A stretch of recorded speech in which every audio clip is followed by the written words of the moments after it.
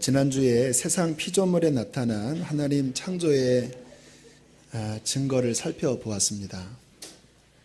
다시 한번 조금 더 좀 살펴봤으면 좋겠는데요. 세상 만물을 선입견 없이 바라보면 하나님이 얼마나 대단하신 분이신지를 피조물을 통해서 정말 발견할 수가 있습니다. 자연을 통해서 보여지는 하나님은 어떤 분이실까? 하나님은 다양한 그분의 특질이 있으신데 저는 하나님을 아름다운 분이시라고 그렇게 말씀드리고 싶습니다. 한번 꽃을 보세요. 얼마나 아름답습니까? 저 빛깔. 예수님께서 솔로몬이 그 영광으로 입은 옷이 저 꽃 하나만 갖지 못하였다. 하나님이 직접 디자인하신 것입니다. 다음 꽃을 한번 보여주세요. 샤론의 꽃인가요? 네, 저 모양하며 저 가운데 있는 노란 꽃을 하며 저게 자연 꽃이라면 풍겨나오는 향기하며 하나님이 아름다우신 분이기 때문에 저렇게 만드실 수 있는 거예요. 꽃만 그러나요? 우리가 보지 못하는 저 바다 깊은 곳에 있는 그 물고기를 한번 보시기를 바랍니다. 어떻게 저렇게 만드시죠? 저 파란 빛깔하며 저 꼬리에 저 자연스러운 저 줄무늬를 보십시오. 다음 그림을 보시기 바랍니다. 와, 놀라우시죠? 또 다른 그림 한번 보세요. 와, 와라고 안 그리시네요. 하나님 섭섭하십니다. 저렇게 줄무늬가 저게 그냥 저렇게 만들어지지 않는 거예요. 여러분, 집안을 한번 가만히 놔둬 보세요. 저렇게 디자인이 저절로 됩니까? 그냥 망가집니다. 그냥 이렇게 혼돈스러워요. 보기 안 좋아요. 제 책상도 며칠 놔두면요, 아주 그냥 혼돈해집니다. 우연히 저렇게 되는 게 아니라 하나님께서 질서를 두시고 그 하나님의 성품에 따라서 저렇게 아름다운 모양으로 하나님께서 모든 만물을 만드시는 것입니다. 그런데 좀 비밀이 하나 더 있어요. 사람이 저런 아름다움을 보면 와, 이런 느낌이 들잖아요. 자연 만물을 보면 와, 그러잖아요. 인간이 만든 쓰레기를 보면 어우 그러지만 하나님이 만든 피조물을 보면 숲을 가든 바다에 들어가든 와, 그러잖아요. 그런데 그게 아름답게 보이는 수학 공식이 있다고 하더라고요. 아마 디자인하신 분들은 아실 겁니다. 피보나치 수열이라고 하는 수학적 용어인데요. 고대 피타고라스 학파가 이 아름다움의 황금 분할 비율을 수치상으로 발견했대요. 되게 복잡한 수학 용어인데 간단하게 줄이면 그 비율이 1.618대 1. 저 수치가 될 때 사람이 아름답게 보인대요. 우리나라에서는 송혜교가 저 구조라고 합니다. 김태희도 저 구조래요. 그래서 송혜교는 전 세계 18위 미인 중에 들어갔다고 하는데 신기하게 저 비율에 딱 공학에 들어갈 때 안정감을 느끼고 아름다움을 느낀대요. 그래서 고대 예술가들이 다 저 비율대로 예술품들을 만들었다고 합니다. 파르테논 신전도 저 비율이고 그 다음에 밀러의 비너스상도 저 비율이고 그리고 누굽니까?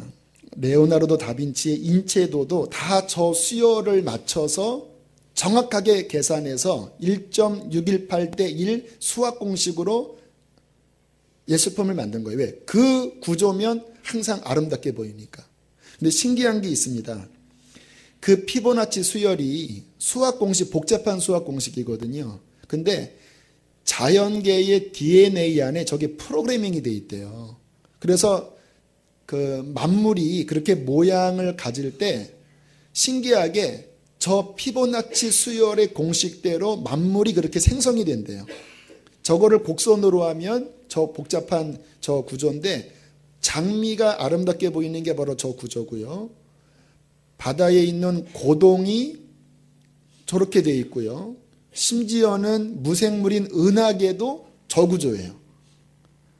그냥 가만히 놔두면 이렇게 복잡해지는 게 아니라 신기하게 만물이 사람이 아름답게 보이는 저 피보나치 수열로 그렇게 만물이 움직여지는 거예요. 꽃잎도 그렇게, 나뭇잎도 그렇게 움직이고, 심지어는 이 사람 인체 구조도요, 정확하게 피보나치 수열 그 구조대로 뭐 손과 어디 사이, 뭐 배꼽부터 그 아래 모든 이 위치가 저 정확한 수치대로 인간들이 만들어졌대요, 만물이. 그래서 이 하나님이 만드신 자연세계를 보면 와, 아름답다, 그렇게 느끼는 거예요.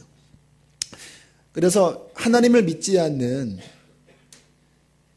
진화론자, 생물학자들이 저런 만물의 아름다움과 그 안에 담긴 피보나치 수열 공식을 보고요, 머리를 극적거리면서 뭐라고 이야기를 하냐면, 자연은 필요 이상으로 아름답게 이루어져 있다라고 한대요. 그냥 우연의 산물이면 저렇게 아름다울 필요가 없는데, 이상하게 바닷속에 물고기를 봐도, 들에 꽃을 봐도, 심지어는 은하계를 봐도 가장 아름다운 구조로 그렇게 이루어진 것을 보면서 머리를 극적거린대요. 왜 그러지? 우연의 산물인데 왜 다 아름다움을 저렇게 향하여 나아갈까? 여러분, 이유는 하나입니다.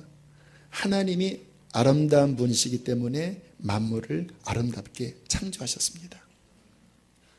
우리가 이 창세기를 배우면서 그 하나님이 어떠한 분이신지, 그 하나님의 창조가 어떤 원리로 이루어져 있는지를 아는 것은요, 저는 신앙생활에 너무나 중요한 지식이라고 그렇게 믿고 있습니다. 왜냐하면 제가 작년 12월 말에 산상수훈을 마치고 고민을 했습니다. 로마서로 가야 되나 창세기로 가야 되나.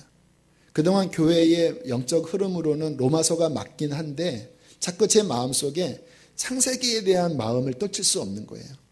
왜냐하면 이 모든 만물의 기원, 창세기가 그것을 우리에게 보여주고 있거든요. 이것이 우리 안에 기초가 세워져야지만 뭐가 죄인지, 어떻게 사는 것이 올바른 삶인지, 비로소 모든 인간의 문제의 근원이 이 창세기를 알 때 풀리기 때문에 그러는 거예요. 우리 창조주이신 하나님을 많은 사람들은 막연하게 생각을 합니다. 그 유럽에서는요, 이 사탄이 잘못된 철학 사조를 넣었는데요, 이신론이라고 들어보셨죠?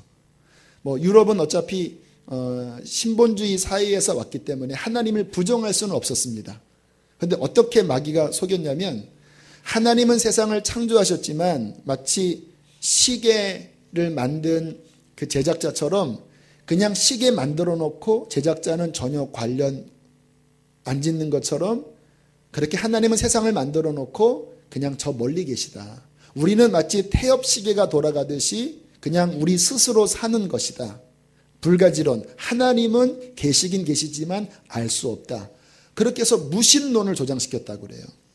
그것 때문에 수많은 사람들이 하나님을 떠나게 된 사탄의 미혹이었습니다.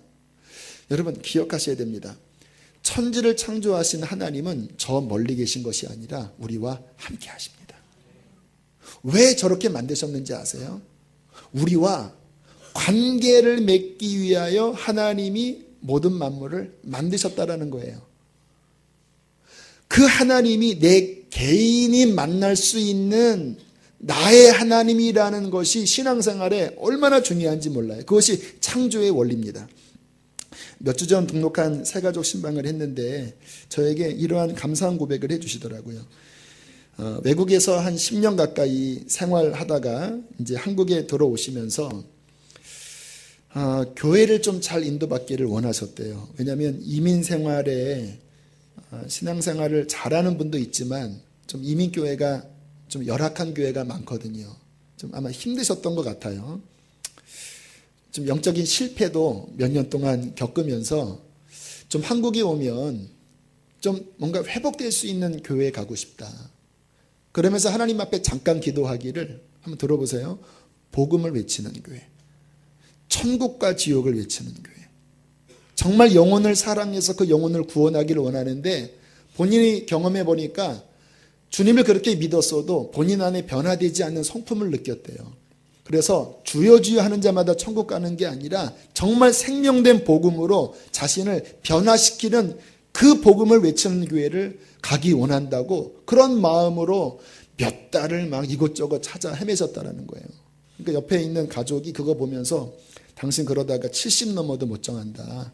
아무데나 가자. 근데 제가 그 이야기를 듣는데 그 형제가 외치는 말이 다 제가 하는 말인 거예요. 제가 하나님께 받아서 안타깝게 전하는 그 고백을 그 형제가 저 외국에서 하나님 앞에 훈련받으면서 가진 그 고백인 거예요. 그래서 아무튼 이 형제가 우리 교회에 온 것은 이게 하나님이 보내셨구나. 본인도 이 교회에 몇 주 전에 등록을 하고 하나님께 감사한 마음이 들었대요. 내가 많이 기도한 건 아니지만 한국에 들어오면서 그 마음을 품은 것을 하나님이 들으셨구나. 그리고 그 하나님이 나의 신앙을 회복하시겠구나. 그러한 은혜를 느끼면서 잘 이제 훈련을 받겠다고 그렇게 이야기를 하시더라고요. 여러분 신기하지 않습니까? 성경에 나와 있는 하나님이 저 멀리 계신 하나님이 아니라 나의 신음소리조차도 들으시는 하나님이라는 게 신기하지 않나요? 그 하나님이 나랑 개인적인 관계를 맺을 수 있는 분이라는 게 놀랍지 않나요? 우리 신앙생활에 중요한 것은요, 그 하나님을 알고 그 하나님을 만나는 것입니다. 특별히 창세기를 우리가 앞으로 아주 꼼꼼하게 살펴볼 텐데 이 창세기를 알면 좋은 게 하나님의 창조 원리, 그러니까 세상 창조의 매뉴얼이 이 안에 다 나와 있어요. 모든 제품들은요, 그 제작자의 매뉴얼대로 움직여야지 망가지지 않아요. 매뉴얼을 알지 못하면 그 제품은 오용합니다. 문제가 생겨요. 지금 이 인간들에게 생기는 모든 슬픔, 고통, 질병, 모든 문제는요, 원인이 하나님이 원래 인간을 만드신 그 매뉴얼을 모르니까 헛다리 짚는 거예요. 창세기를 보면 그분이 창조하셨기 때문에 세상 창조와 인간 창조의 원래적인 매뉴얼이 나와 있어요. 그래서 그 하나님을 만날 때 우리가 왜 지어졌고 어디로 와서 어디로 가며 어떻게 살아야 하는지, 지금 이 문제가 왜 생겼는지, 그 문제가 어떻게 하면 해결될 수 있는지가 창세기의 기원을 보면 알 수 있다는 거예요. 한 사람이 고속도로에서 차를 타고 가다가 그만 차가 고장나서 차가 멈췄다고 합니다. 난감하지요. 본네트를 열고 아무리 들여다봐도 보통 사람이 못 고치잖아요. 그래서 힘들어하고 있는데 어느 한 차가 지나가다가 서더니 문을 열고 무슨 문제가 있냐고, 한번 내가 도와드릴까요? 이렇게 한 노신사가 질문을 물어보더래요. 그래서 이렇게 보니까 차를 고칠 것 같은 분은 아니지만 그래도 호의를 베푸니까 한번 보시라고 그랬대요. 그러더니 뚝딱뚝딱 이렇게 만지더니 시동 한번 걸어보시라고. 그랬더니 시동이 걸리더래요.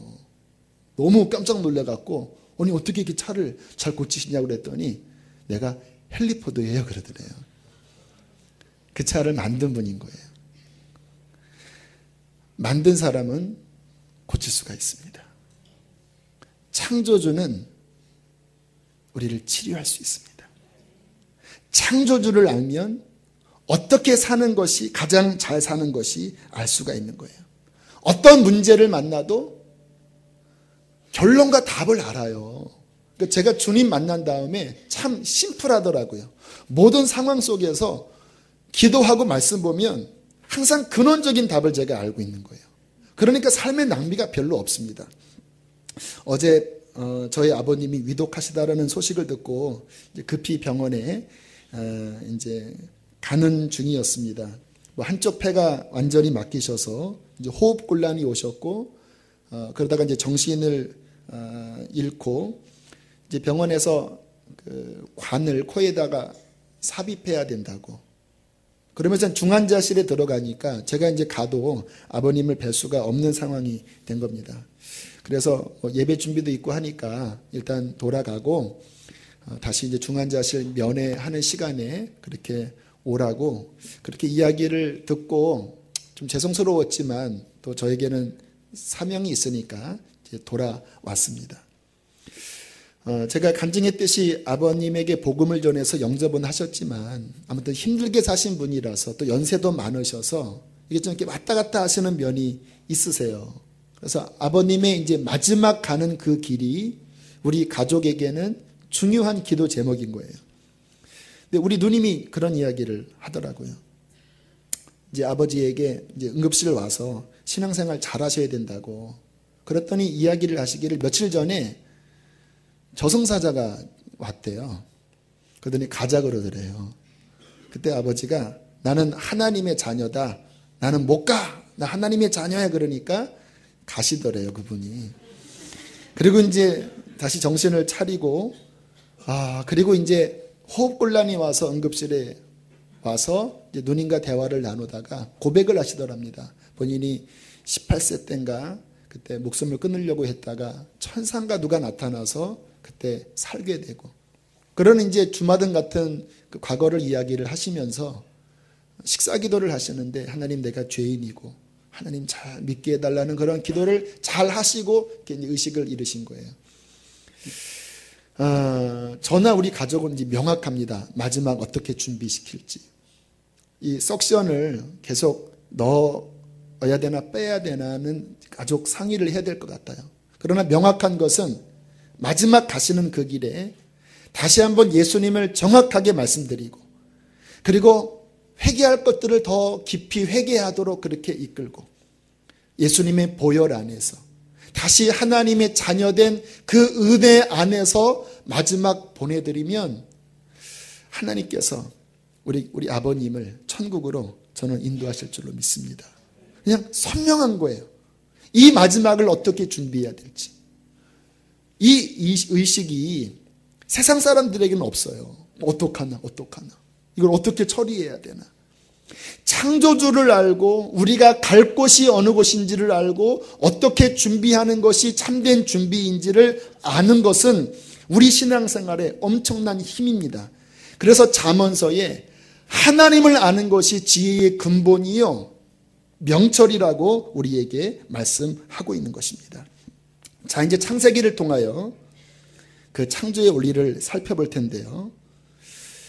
조금 오늘 당돌한 질문을 하나 하면서 말씀의 본론으로 들어가려고 합니다. 자, 하나님이 세상을 창조하셨습니다. 왜 창조하셨죠? 하나님이 인간을 창조하셨어요. 왜 창조하셨죠?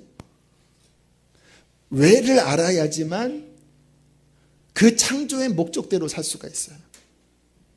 여러분이 지금 존재하는 것은 그 하나님의 태초의 창조의 하나님의 계획대로 우리가 지금 이 땅에서 숨을 쉬고 살아가고 있는 거예요. 목적 없이 우리가 세상에 보내지지 않았습니다. 나의 야망 때문에 내가 사는 것 아니에요. 나를 디자인하시고 나를 세상에 있게 하신 그분이 근원적인 질문이에요. 나를 왜 창조하셨냐 말이에요. 이 만물의 질서를 두신 하나님이 왜 이 만물을 왜 괜히 만드셨냐 말이에요. 그 부분에 대하여 의문을 가지고 우리 안에 열려지는 것이 비로소 신앙생활의 문이 활짝 열리는 중요한 문인 것입니다. 그거를 우리 힘으로는 알 수 없어요. 그러나 성경에 하나님께서 세상을 왜 창조하셨는지, 인간을 왜 창조하셨는지 그 하나님의 창조 목적이 성경에 나와 있습니다. 오늘 이것이 우리에게 열려지기를 축복합니다. 쉽지는 않은 것 같아요. 하지만 성령께서 열려지게 하기를 축복합니다. 간절한 마음으로 말씀을 들으셨으면 좋겠습니다. 자, 다시 창세기 1장 전체를 훑어볼게요. 혼돈하고 공허하고 캄캄한 세상에 성부, 성자, 성령 삼위일체 하나님이 창조를 하기 시작합니다. 태초에 하나님이 성부지요. 천지를 창조하실 때 하나님의 신이 혼돈하고 공허한 이 세상을 운행하십니다. 왜? 창조하시려고. 성령이 나오지요. 하나님이 said, 말씀하셨습니다. 예수 그리스도예요. 태초에 계신 말씀이신 하나님. 그 말씀, 성부, 성자, 성령께서 이 혼돈하고 공허하고 캄캄한 세상에 팍 빛을 만드시고 물을 한 군데로 모으시고 땅을 내시고 그 땅 위에 식물이 나고 바다에 물고기가 번성하고 하늘에는 새가 날고 하늘에 광명체가 있고 지구가 태양 주위로 돌면서 사시와 일시를 정하도록 질서를 두신 이 모든 계획의 끝날에 이제 동물까지 다 마련을 하세요. 그런데 창세기 1장의 그 창조하신 흐름들을 보면요, 어떠한 뉘앙스가 나와요. 그것은 뭐냐면 이 세상 모든 만물을 지으는 그 최종 목적점이 이 맨 마지막에 있는 마지막 끝에 창조 피조물을 위해서 다 만드셨다라는 뉘앙스예요. 왜냐하면 그 모든 것 다 만드신 다음에 우리 27절 말씀 함께 26절 말씀 함께 읽어보겠습니다. 자, 맨 마지막에 하나님께서 뭐라고 말씀을 하시는지 26절 시작. 하나님이 이르시되 우리의 형상을 따라 우리의 모양대로 우리가 사람을 만들고 그들로 바다의 물고기와 하늘의 새와 가축과 온 땅에 기는 모든 것을 다스리게 하자 하시고, 천지 만물을 만드신 다음에 맨 마지막에 주인공으로, 맨 마지막에 창조의 절정으로 인간을 만드십니다. 그리고 이 성경 역사는 그 인간을 하나님께서 어떻게 대하시는지에 대한 역사예요. 그런데 인간을 창조하실 때 아주 특이한 말씀이 나와요. 다른 피조물과는 여타 확연히 구분된 단어가 나옵니다. 그것이 뭘까요? 하나님의 형상. 하나님의 형상. 자, 27절도 한 번 더 읽겠습니다. 시작. 하나님이 자기 형상 곧 하나님의 형상대로 사람을 창조하시되 남자와 여자를 창조하시고, 이것이 영적인 DNA입니다. 생물학적 DNA는 아담 몸속에 지난주에 말씀드린 그러한 구조로 들어가 있지만, 하나님의 영적인 DNA는 인간을 만드실 때 하나님의 형상이라고 하는 고귀하고 아주 독특한 캐릭터를 갖고 인간을 만드셨다라는 거예요. 그래서 인간이 모든 피조물의 어떻게 보면 주인공격이 되는 거예요. 이게 우리 안에 풀려져야 합니다.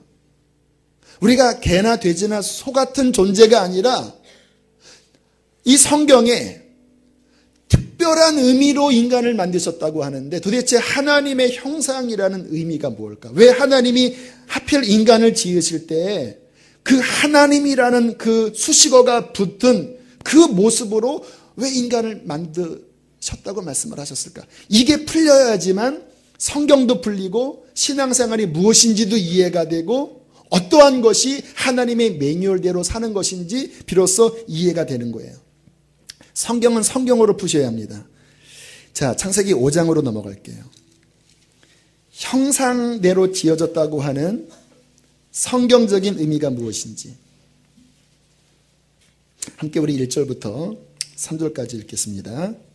시작.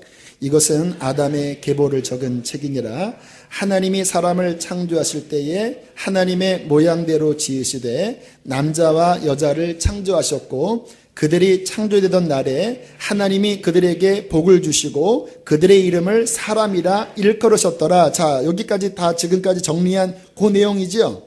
3절에 보면요, 갑자기 그 말씀이 이렇게 적용됩니다. 시작. 아담은 130세에 자기의 모양 곧 자기의 형상과 같은 아들을 낳아 이름을 셋이라 하였고. 답이 나오죠. 누구의 형상이라는 것은 곧 무슨 관계라는 거예요? 그렇죠. 아버지와 자녀 관계. 같은 동질의 자녀 관계라는 거예요. 우리가 동물이 아니에요. 하나님이 인간이라는 존재를 지으실 때 하나님의 그 목적과 계획이 뭐냐면 하나님 수준의 위험한 발언처럼 보이죠. 근데 성경이 그래요. 하나님 수준의 하나님 자녀로서 인간을 지으셨다라는 거예요. 이것이 이해되면 성격이 다 풀립니다. 나중에 인간이 타락하잖아요. 타락한 이유도 이제 다음 주나 그 다음 주에 살펴볼 텐데, 아무튼 인간이 타락한 다음에 하나님께서 하나밖에 없는 그 외아들 독생자를 세상에 보내서 십자가에 피 흘려 죽게 하시면서까지 다시 건지신 이유는요, 만약에 인간이 소나 이러한 동물이었다면 그렇게 안 하실 거예요. 근데 하나님 보시기에 저랑 여러분이 그 존재 자체가 존귀하고 고귀한 하나님의 형상이 들어있는 하나님의 자녀된 존재로 지었는데, 사탄의 꾀임으로 말미암아 죄에 빠져서 하나님의 형상이 깨어져 버리니까 하나님께서 포기치 않고 그 아들을 희생시키면서까지 다시 우리를 건지신 거예요. 우리가 하나님 형상 아니면 그렇게 안 하세요. 요한복음 1장 11절에 영접하는 자 곧 그 이름을 믿는 자들에게는 하나님의 자녀가 되는 권세를 주셨다 말씀하잖아요. 이게 특별한 이야기가 아닙니다. 원래 하나님이 우리를 그 자녀로서 지었는데 죄로 인해 타락한 것을 예수께서 다시 십자가의 죽음으로써 원래의 위치대로 하나님께서 복원시켜 주신 것입니다. 자, 이 부분이 우리에게 이해가 됐다면 그럼 또 질문을 하셔야 합니다. 왜 우리를 하나님의 형상대로 지으셨어요? 하나님 우리 때문에 고생 많이 하셨습니다. 속도 많이 아주 그냥 속이 다 시커머질 정도로 성경을 보면 아주 하나님이 너무 힘들어하세요. 인간들 때문에. 하나님의 형상대로 지었기 때문에 자유의지를 주셨거든요. 자발적으로 섬길 수 있는 권한을 주셨거든요. 왜? 돼지가 아니니까.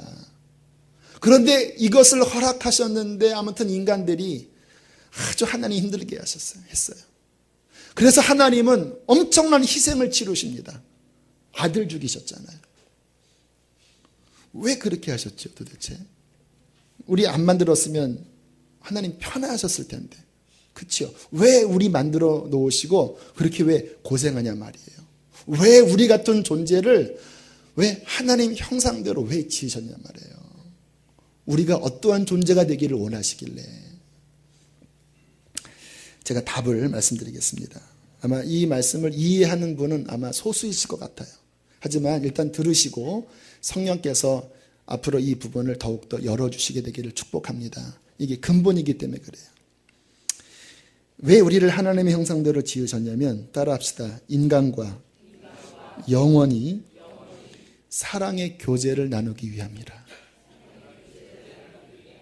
프로포즈입니다, 지금 하나님. 왜 우리를 그의 형상대로 지으셨냐면 우리와 사랑 나누고 싶어서 그렇게 지으신 거예요. 창조의 목적은 하나밖에 없습니다. 너랑 나랑 사랑하자. 그러면 성경이 이해가 돼요.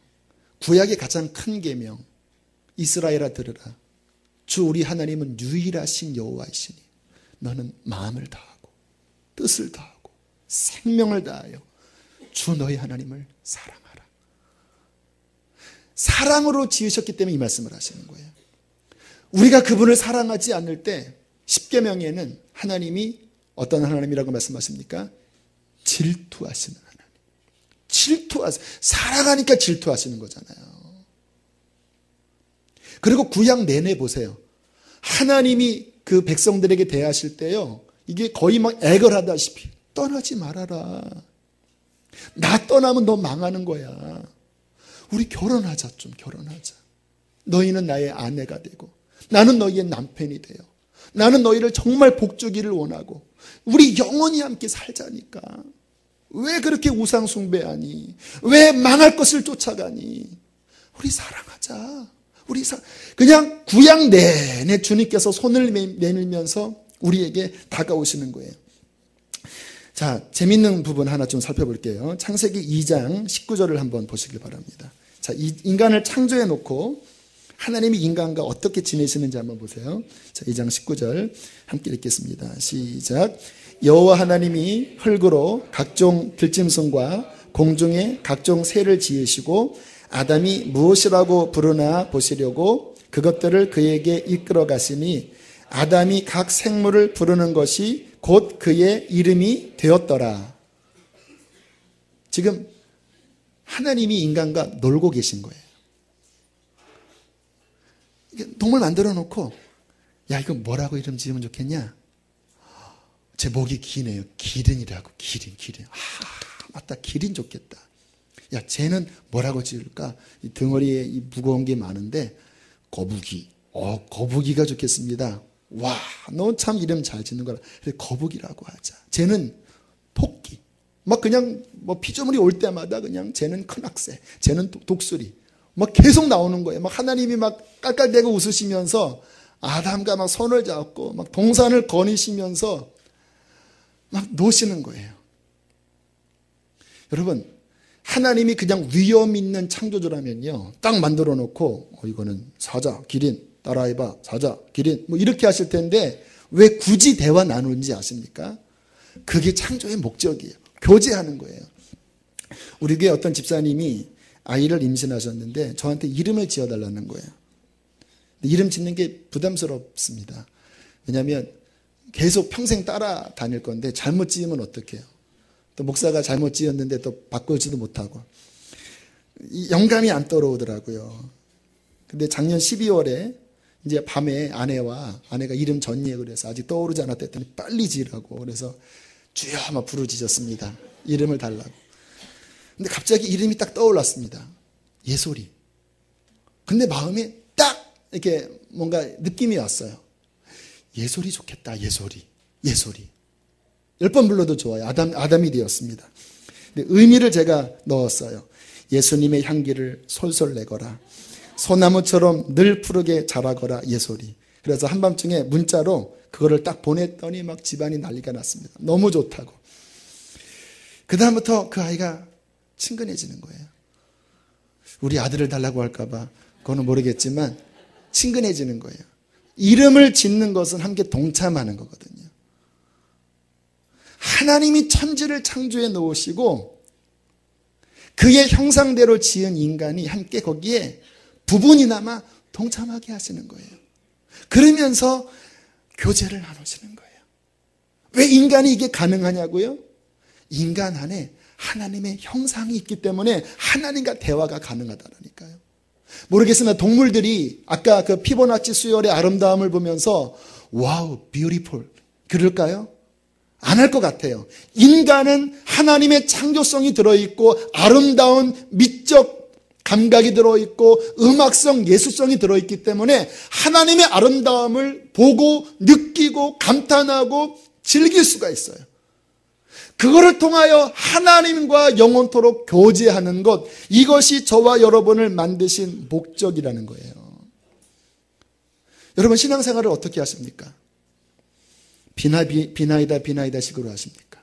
내 그냥 소원 하나 응답하는 그것 위에서만 하나님께 나아갔습니까? 제가 주님을 섬겨오면서 제가 알겠더라고요. 주님이 저에게 원하시는 거는요, 어떤 업적이 아니더라고요. 사랑으로 교제 나누는 것을 언제나 원하셨습니다. 군대 가서 거기는 기도할 시간이 없잖아요. 근데 막 너무 갈급하니까 아침 세면하고 한 20분 시간 나는데 그 세면장 뒤에 담벼락 그 사이 나무 사이로 제가 아침 그 20분을 제가 들어갔습니다. 걸리면 혼나요. 이등병이니까. 하지만 상관없어요. 거기 숨어서 하나님 속으로 아버지 사랑합니다. 아버지. 눈 뜨고 귀는 나 부를까 봐 딱 귀 세우고 그러다 누가 강하면 이병 강대형하고 나가고 또 다시 들어와서 아버지 사랑합니다. 주님 원합니다. 찬양 나오고 막 방언들 너무너무 좋은 거예요. 그러다가 또 이제 짬밥이 먹어가니까 이제는 점심에 오침을 하거든요. 저는 잠을 안 자는 시간이 많았습니다. 그 옆에 이발소 뒤에 또 이렇게 좀 공간이 있어요. 거기 서서 한 20분 동안 찬양합니다. 영광의 주님 찬양. 그러면 진짜 그 이발소 뒷마당에서요, 성령님이 임재하세요. 찬양합니다. 그럼 지나가다가 교회 다니는 고참들이 이렇게 보고 씩 웃어요. 어느 때는 막 그 기도에 취해서 집합하라는 소리 못 듣고 막 그냥 한참을 하는데 저는 안 걸려요. 이제 고참이 하는 말이 저 S 쌍기역은 안 걸린대요. 그러면서 하나님이 살아계시나 보래. 제가 논 게 아니거든요. 놀면 하나님 걸리게 하십니다. 근데 막 주님 막 대화하고 있었거든요. 그리고 나중에 막 병장 때는요, 근무처 옆에 아예 그냥 돗자리 하나 펴놓고 막 2시간, 3시간씩 기도하고. 그렇게 주님과 교제하다가 주님이 뭐 해라 하면 찬양 집회도 하고, 뭐 해라 하면 전도도 하면서 먼저는 하나님과 교제하다가 그 다음 사역으로 나갔지, 사역이 우선이 아니었어요. 지금도 기억나요. 그 훈련소 때 그 대구 그 한밤중 그 차고 그 외로웠던 그곳에서 찬양을 부를 겁니다. 빛이 없어도 환하게 다가오시는 주 예수 나의 당신이요. 음성이 없어도 똑똑히 들려주시는 주 예수 나의 당신이요. 그러면 눈물이 나는 거예요. 그 광야에서. 다윗이 그랬을까요? 사울에게 쫓김당할 때 그 아둘람굴에서 그렇게 하나님과 교제했을까요? 그 힘이 있었기 때문에 다윗이 승리했듯이 저도 지금까지 오면서 그 하나님과의 교제 때문에 또 힘을 얻고 또 힘을 얻고 여기까지 왔어요. 하나님이 우리를 왜 지으셨냐고요? 그거 하라고요. 주님께서 왜 그 아들을 보내셨냐고요? 하나님과의 그 친밀한 교제를 회복하시라고요. 요한복음 17장으로 좀 넘어갔으면 좋겠습니다. 신약성경 176페이지입니다. 요한복음은 다른 복음서와는 다르게 그 예수님이 창세전에 어떻게 계셨는지에 대한 말씀이 많이 나와요. 요한복음 1장 1절부터 태초에 말씀이 계시니라 이렇게 나오잖아요. 자, 요한복음 17장을 보시면요, 예수님이 이러한 신비한 고백을 하십니다. 함께 읽겠습니다. 시작. 아버지여, 17장 5절 시작. 아버지여, 창세전에 내가 아버지와 함께 가졌던 영화로서 지금도 아버지와 함께 나를 영화롭게 하옵소서. 여러분, 하나님은 세상을 창조하기 전에 스스로 계셨다라고 알고 계시죠? 맞습니다. 어떻게 계셨죠? 그냥 멍하니 계셨을까요? 하나님은 그 자체가 사랑이십니다. 그리고 공동체로 계셔요. 성부, 성자, 성령이. 스스로 계시는데 공동체로 계세요. 근데 왜 하나인지 아십니까? 사랑으로 완전히 하나예요. 마치 부부가 하나이듯이 성부, 성자, 성령은 각각 위격이 다르지만 사랑으로 하나예요.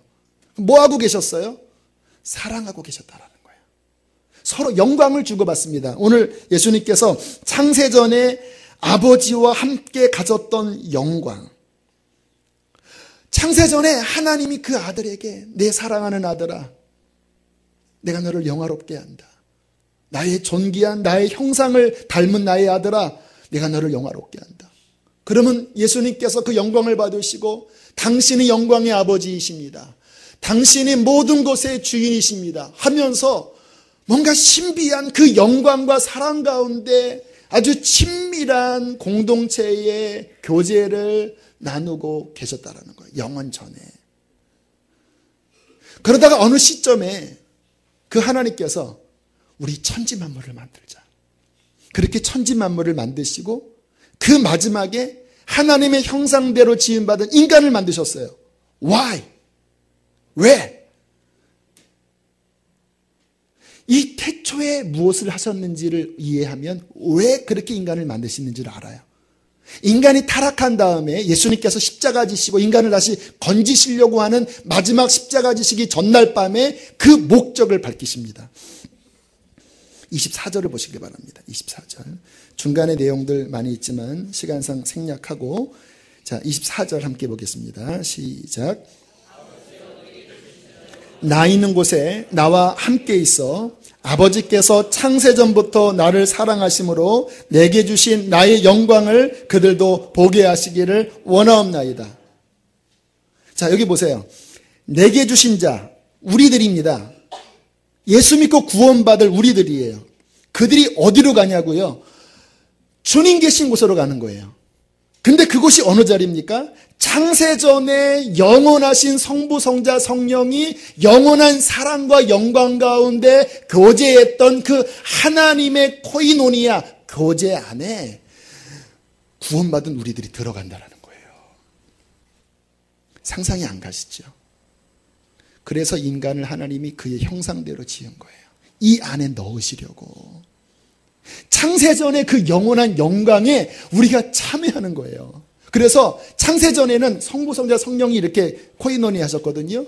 그런데 마지막 구원이 완성되는 그날에는요, 우리 교회된 우리가 그 안에 함께 들어가서 성부, 성자, 성령이 하나 되듯이 우리가 그리스도와 하나 되고 하나님과 하나 되어서 하나님이 그 아들을 영화롭게 하면 그 아들이 하나님을 영화롭게 하고 다시 아들이 우리를 바라보면서 나의 핏값으로 구원한 나의 자녀들임, 나의 형제들입니다.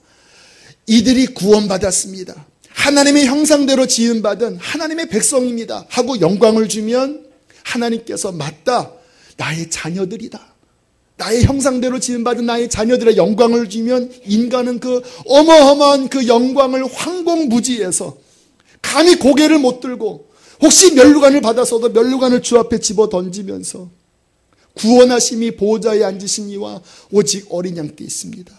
모든 영광은 오직 하나님께만 드립니다. 우리가 무엇이 간데 이 안에 들어옵니까? 하나님의 은혜입니다 하면 하나님이 그 영광을 받으시고 맞다, 그리고 다시 우리에게 영광을 주시고 이 영원한 교제를 주님 나라 완성되는 그날 영원히 우리가 누리겠다라는 거예요.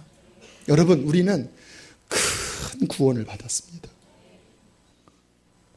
여러분, 이거를 알면요, 우리가 어떻게 살아야 하는지가 명확해져요.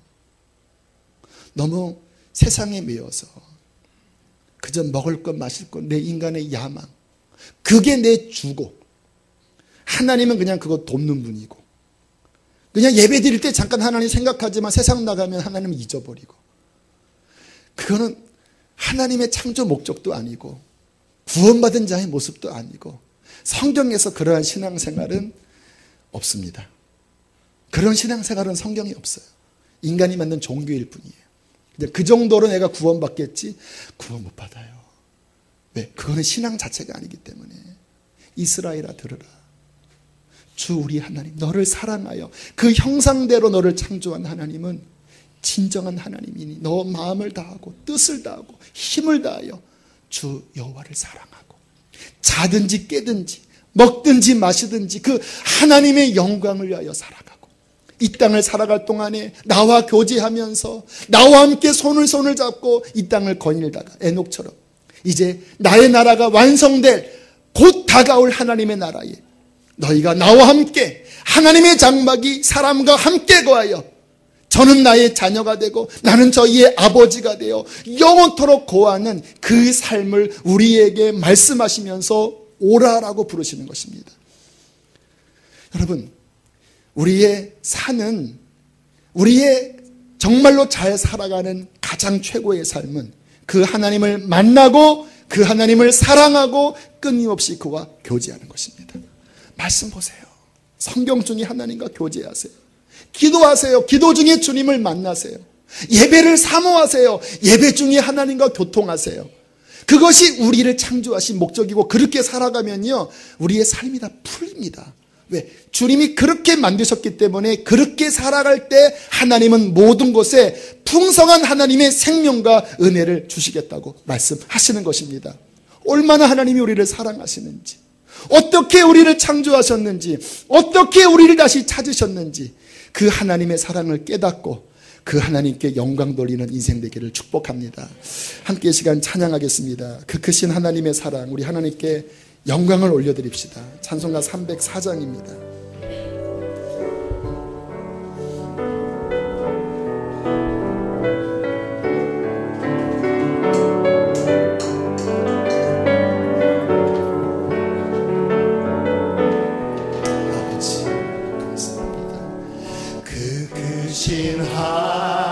하나님의 사랑 말로 다 변명 못하네. 저 높고 높은 별을 넘어 이 낮고 낮은 땅 위에 체험한 영혼 구하러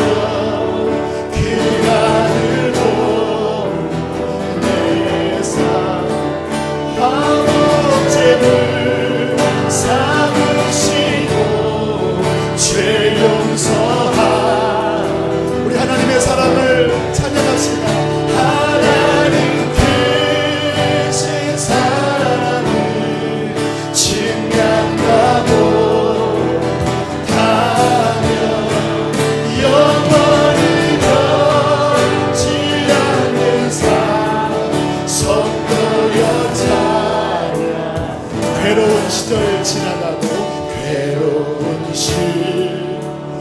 맞습니다. 이 시간이 다 지나가고 영원한 그 하나님과의 교제 안으로 들어갈 날이 올 것입니다.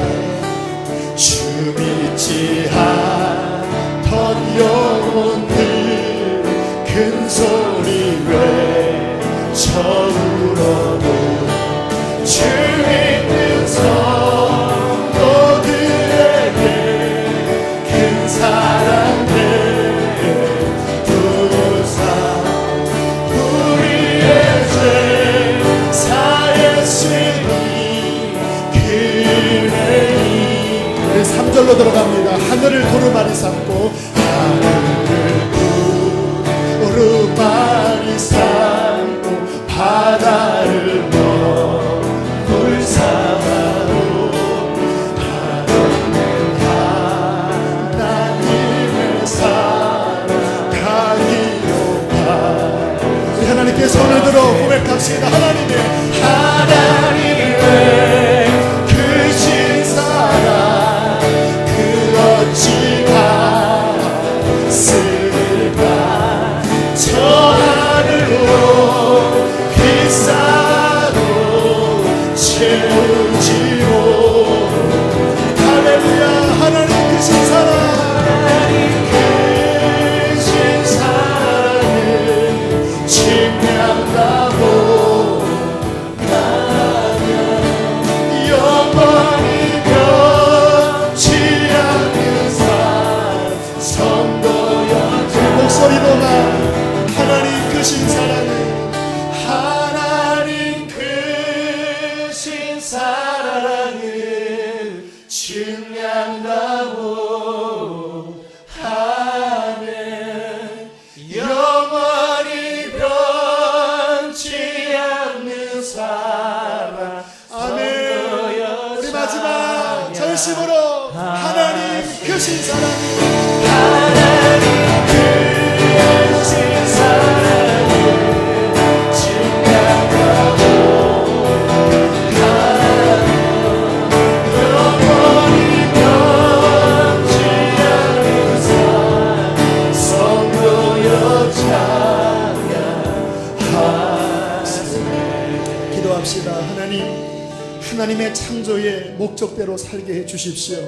내가 지음받은 것은 그 하나님을 영원토록 즐거워하고 하나님과 친밀히 사귀고 생명 다해 하나님을 사랑하는 것입니다.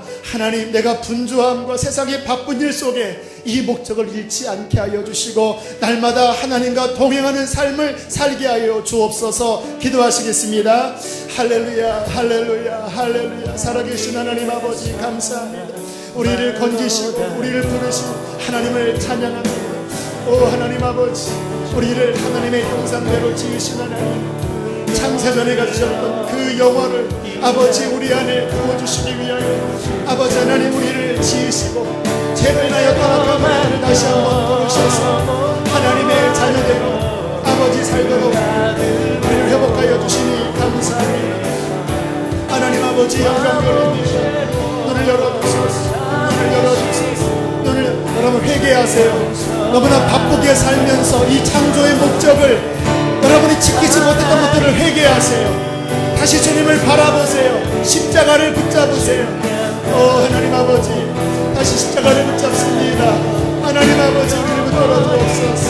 아버지여, 우리를 붙들어 주시옵소서. 아버지 하나님, 우리를 회복하여 주시고 날마다 사랑 안에 거하게 하여 주옵소서. 날마다 은혜 안에 거하게 하여 주십시오. 날마다 믿음 안에 거하게 하여 주십시오. 하나님 없이는 살아갈 수 없습니다. 먹든지 마시든지 자든지 깨든지 하나님 주님과 함께 살도록 우리를 부르셨습니다. 다시 주님께서 오시는 그날에 영원히 하나님 나라에서 주님과 함께 영원히 살 그날을 바라봅니다. 이 큰 구원을 주신 하나님 감사합니다. 이 크신 사랑 하나님 감사합니다. 아버지, 우리가 날마다 하나님의 사랑 안에 하나님의 은혜 안에 하나님의 기쁨 안에 거하게 하여 주십시오. 그렇게 주님의 손을 흔들어 주시고 하나님 아버지 우리를 회복하여 주시옵소서. 하나님 아버지, 우리를 하나님의 형상대로 창조하신 그 아들의 십자가의 희생으로 다시 건져주신 하나님의 마음을 헤아려 알게 해 주옵소서. 너무나 바쁘고 또 내 생의 짐이 무거워서 내가 어떻게 지어졌고 내가 어떻게 구원받은지를 잊어버리고 하나님을 떠나 광야 같은 세상에 헤매이고 살다가 왔습니다. 메마름 속에 목마름 속에 그렇게 지쳐서 왔습니다. 주님, 다시 주님을 바라봅니다. 다시 주님을 찬양합니다. 다시 주님을 예배합니다. 다시 주님께 귀를 기울입니다. 하나님을 사랑하고 하나님을 기뻐하고 하나님과 교제하고 하나님의 음성을 듣고 하나님의 생명 안에 날마다 충만히 살게 해 주십시오. 주님 오실 날 멀지 않았습니다. 이 세상이 끝나고 주님 나라 완성될 때에 우리가 태초부터 계셨던 하나님의 영원한 교제 안에 우리를 하나로 두시니 감사합니다. 이 큰 구원을 우리에게 주셨사오니 하나님, 우리가 인내하고 그 나라를 사모하며 예수 그리스도 안에 거하겠습니다. 주님, 흔들린 마음, 나태한 마음 다시 굳게 일으켜 세워주시고 오늘 말씀을 마음에 새기고 일평생 주님과 동행하게 하시옵소서. 우리들의 가족을 주께 의탁합니다. 세상에 헤매이고 믿음이 아직 견고치 못한 그들을 불쌍히 여기시고 그들의 믿음을 세워주시옵소서. 하나님을 알게 하시옵소서. 창조주에게로 돌아오게 해 주옵소서. 몸이 아픈 우리의 가족들 불쌍히 여기시고 주께서 친히 찾아가 주셔서 고치시며 일으키시며 하나님을 알게 해 주옵소서. 예물드린 손길 축복합니다. 10의 1조 각양 감사 헌금 하나님 1,000번째 소원의 예물들을 기쁘게 받으시고 우리의 삶의 전 영역에 하나님 영광 받아 주옵소서. 일주일을 주님께 맡깁니다.